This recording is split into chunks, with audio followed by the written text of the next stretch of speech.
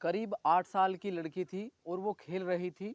अचानक उसे तरह तरह की आवाज़ें आ रही थी, तो उस घर के पास पहुंच जाती है और वो हिम्मत जुटाती है और वो जो खिड़की थी उस घर की उसके पास पहुंच जाती है। वो हिम्मत जुटाती है, उस खिड़की पर चढ़ जाती है। तो जैसे ही खिड़की में देखती है तो वो भी हैरान हो जाती है, परेशान हो जाती है। दरअसल एक बूढ़ी अम्मा जो रोज गांव जाकर गुब्बारे बेचा करती है, वो बूढ़ी अम्मा जमीन पर लेटी हुई है और उसके इर्द गिर्द जो है खून फैला हुआ है। वो बूढ़ी अम्मा फर्श पर लेटी हुई है और चारों तरफ जो ब्लड फैला हुआ है। उस बूढ़ी अम्मा का एक बेटा होता है, उस बेटे के हाथ में धारदार हथियार लगा होता है। बेटे के शरीर के अलग अलग हिस्सों पर ब्लड लगा हुआ था, खून लगा हुआ था। साथ ही खून उस लड़के के मुंह पर भी लगा होता है और जब वो उस लड़के को देखती है तो वो डर जाती है, सहम जाती है। अब वो समझ नहीं पा रही थी करे तो करे क्या, और वो डर जाती है, वहाँ से दौड़ती है और घर जाकर अब सारी कहानी अपनी माँ से बयां करती है। इस तरह से उस घर में देखा तो वो महिला जो है सारी बातें अपने पति से बताती है। जैसे ही उसने इस तरह से उस घर में देखा तो उसने अपनी बेटी की बात सुनी और उस महिला ने जाके वो सारी बात अपने पति से बताई और ये बात जो है मोहल्ले में फैल जाती है और धीरे धीरे आग की तरह पूरे शहर में फैल जाती है। बात पुलिस तक पहुंच जाती है, पुलिस मौके पर पहुंच जाती है और जो दृश्य पुलिस ने अपने आंखों से देखा, पुलिस को भी यकीन नहीं हो रहा था। और देखते ही देखते ये खबर अखबारों के माध्यम से जब लोगों के बीच पहुंचती है, यकीन नहीं हो रहा था। दरअसल वो लड़का उस बूढ़ी अम्मा का, उस बूढ़ी औरत का बेटा होता है।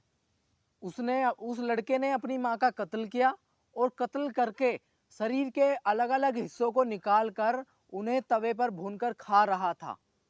जब उस छोटी सी लड़की की नज़र पड़ जाती है और मामला अदालत तक पहुंचता है तो जजों को भी यकीन नहीं हो रहा था। आज की जो कहानी है इस लड़के की कहानी है, उस बूढ़ी अम्मा की कहानी है। क्या मामला था, उसने अपनी बूढ़ी अम्मा का कत्ल किया और उस अम्मा का जो शरीर के अंग थे उन्हें काट कर सेक कर खा रहा था, पकाकर। हेलो नमस्कार, मैं हूं सचिन। आज की जो सच्ची घटना मैं आपको सुनाने जा रहा हूं ये महाराष्ट्र प्रदेश के कोल्हापुर सिटी की है।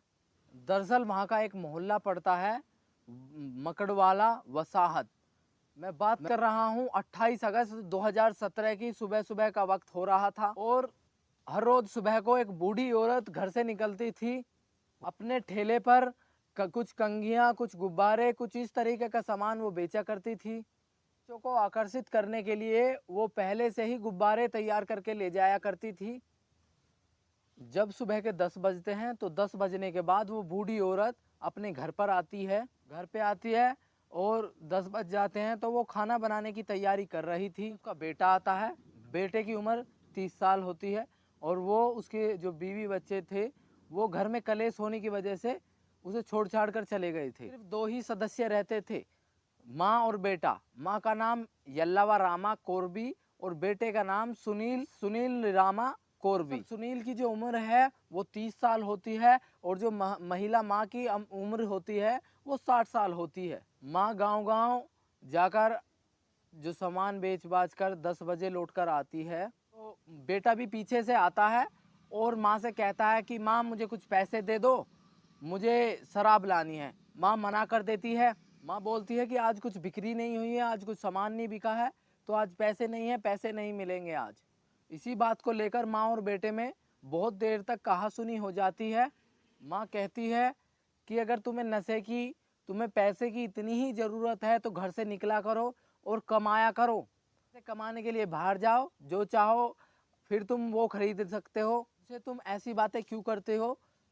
वो महिला विधवा औरत होती है, उसकी थोड़ी बहुत पेंशन आती है, बाकी वो गुब्बारा बेचती है और वो गुब्बारे बेचा करती थी और अपना जो गुजारा कर रही थी। लेकिन बेटा जब ज़्यादा लड़ने लगता है, ज़्यादा झगड़ने लगता है तो इस घर से अक्सर रोने की, चिल्लाने की आवाज़ें आया करती हैं। आसपास के लोगों को ये सब सुनने की रोज रोज की आदत सी पड़ जाती है। रोज रोज का फसाद है। वो लड़का गुस्से में अपने घर से फिर बाहर निकल जाया करता है। ऐसे ही समय बीतता जाता है और दोपहर का 1 बज जाता है। वो लड़का घर आता है और 28 अगस्त 2017 के दोपहर का 1 बजे का वाकया है, वक्त है। वो लड़का फिर से घर में आता है और फिर से माँ से कुछ कहा सुनी होती है तो वो रोटी मांगता है। लेकिन जो रोटी माँ ने बनाई हुई थी वो माँ ने खा ली थी। थोड़ी बहुत रोटी थी लेकिन वो उसे पसंद नहीं आती है और इसी बीच फिर से कहासुनी होती है। वो गुस्से में सीधा रसोई में जाता है। रसोई में जाने के बाद सीधा धारदार हथियार निकालता है, चक्कू निकालता है, जिसे बताते हैं कि वो सब्जी काटने वाला चाकू होता है और जिससे वो अपनी माँ को बहुत तेजी से मारता है और उसके शरीर के अलग अलग हिस्से कर देता है। हिस्सों में जो उसका भेजा होता है, उसका दिल होता है, उसके फेफड़े होते हैं, उस अम्मा के जो शरीर में से अलग अलग हिस्सों को निकाल लेता है। जहाँ पे उसने अपनी माँ की हत्या की होगी, दरअसल माँ ने भी कोशिश की होगी, लेकिन माँ की जो उम्र है वो लगभग 60 साल होती है और जो लड़के की उम्र होती है वो 27 से 28 साल की होगी। ऐसी स्थिति में माँ बूढ़ी होती है, लड़का जवान होता है और वो जो ताकत थी वो पर्याप्त ताकत नहीं थी बूढ़ी अम्मा के लिए और वो ज़्यादा देर तक फाइट नहीं कर पाती है और वो मारी जाती है। के अलग अलग हिस्सों को अंगों को निकालता है, उन्हें तवे पर रखता है, उन्हें भूनता है और उसमें जो नमक मिर्च मसाले लगाता है और उन्हें खाने शुरू कर देता है। शायद उसे लग रहा था उसे कोई नहीं देख रहा है, लेकिन वो 8 साल की बच्ची जंगले में से झांक रही थी। उस लड़की ने बहुत सारे दृश्य को देख लिया था, उसे भी यकीन नहीं हो रहा था और वो लड़की वहाँ से दौड़ के जाती है और जो वहाँ घटना उसने जंगले में झाँक कर देखी थी वो अपनी माँ से बताती है और वो जो उस बच्ची की माँ होती है वो अपने पति से बताती है। ये देखते ही देखते जो खबर है पहले मोहल्ले में घूमती है और ये फिर पूरे ज़िले में फैलने लग जाती है आग की तरह। इस बीच कोई व्यक्ति पुलिस को फ़ोन कर देता है, पुलिस मौके पर पहुंचती है। पुलिस दरवाजे खोलने की कोशिश कर रही थी। जो दरवाज़ा है वो अंदर से बंद होता है और दरवाज़ा खोलता नहीं है। आखिरकार पुलिस है तो पुलिस सख्ती से पेश आती है और दरवाज़ा खोला जाता है तो बूढ़ी औरत की लाश आंगन में पड़ी हुई थी और वो खून से लथपथ होती है। जब उसकी तलाशी ली जाती है तो उसके शरीर के अलग अलग हिस्सों में ब्लड फैला हुआ था, साथ ही उसके हाथों पर, उसके चेहरे पर, उसके मुंह पर ब्लड लगा हुआ था और तवे पर ऐसी चीजें कुछ जो मानव के अंग बताए जाते हैं इससे तवे पर रखे हुए थे, लेकिन उन पर नमक मिर्च मसाले लगाकर भुने गए थे वे और शरीर के कुछ हिस्से रसोई में रखे हुए थे। जब ध्यान से ठीक तरीके से माँ का शरीर देखा जाता है तो माँ का दिमाग, भेजा और दिल जैसे हिस्से गायब थे।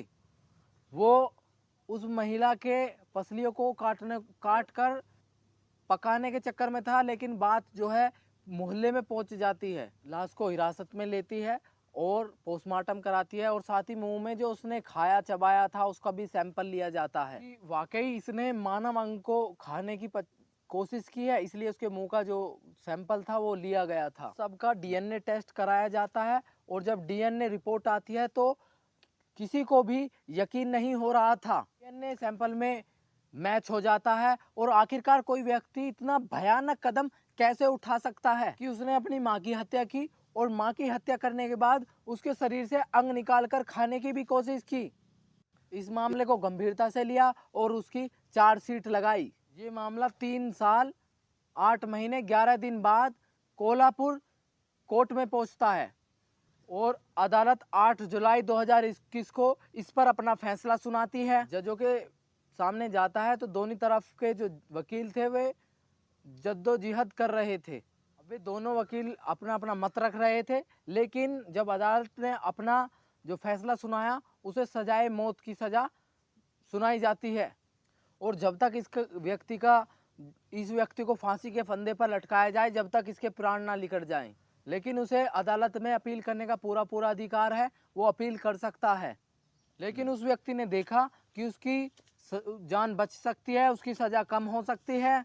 उसे सज़ा मिली हुई थी, वो बॉम्बे हाई कोर्ट में अपील दायर कर देता है और बॉम्बे हाई कोर्ट में जब अपील दायर कर देता है 2 साल 2 महीने बाद अदालत का फैसला सामने आता है। अक्टूबर 2024 को जो निचली अदालत ने जो फैसला सुनाया है हम उसे बरकरार रखते हैं। व्यक्ति को बाहर निकलने का अधिकार नहीं है और जो ये बाहर निकल जाता है तो जैसे इसने अपनी माँ का कत्ल किया है और उसके शरीर के अलग अलग हिस्सों को पकाकर खाया है, अगर वो इसी तरीके से फिर हरकत करता है तो उसकी जो सज़ा है वो बरकरार रहेगी। जब अखबारों में खबर फैलती है तो पता लगता है कि इस व्यक्ति को मीट खाने की बहुत ही ज़्यादा आदत थी।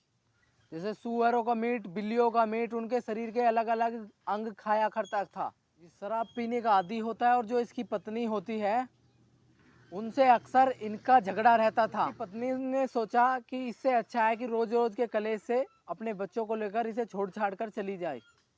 तो इसकी पत्नी इसे छोड़कर चली जाती है और ये अपनी माँ के साथ रहता है। माँ जो दिन भर कमाती थी, ये माँ से पैसे छीना करता था और शराब पीने का आदी होता है और रोज रोज घर में कलेश हुआ करती थी। लेकिन एक दिन उसने अपनी माँ का कत्ल करके इस कहानी को इतने भयानक रूप में पहुंचा दिया। फिलहाल बॉम्बे हाई कोर्ट ने इसे 30 दिन का समय दिया है। चाहे तो सुप्रीम कोर्ट में अपील कर सकता है और जो सुप्रीम कोर्ट का निर्णय होगा उसके हिसाब से इस पर कार्रवाई होगी। लेकिन फिलहाल बॉम्बे हाई कोर्ट ने इसकी फांसी की सज़ा को बरकरार रखा है। तो पूरी इस घटनाक्रम को सुनाने का मकसद किसी का दिल दुखाना, किसी को परेशान करना नहीं है, बल्कि आपको जागरूक करना है, आपको सचेत करना है, बल्कि आपको जागरूक करना है कि जिस घर को बर्बाद करना हो उस घर के युवाओं को नशे पे लगाओ, उन्हें जातियों में फंसाओ, देश में दंगा कराओ। ये नीति जो है ये विदेशियों की है और आप समझ सकते हैं कि नशा किस हद तक जा सकता है।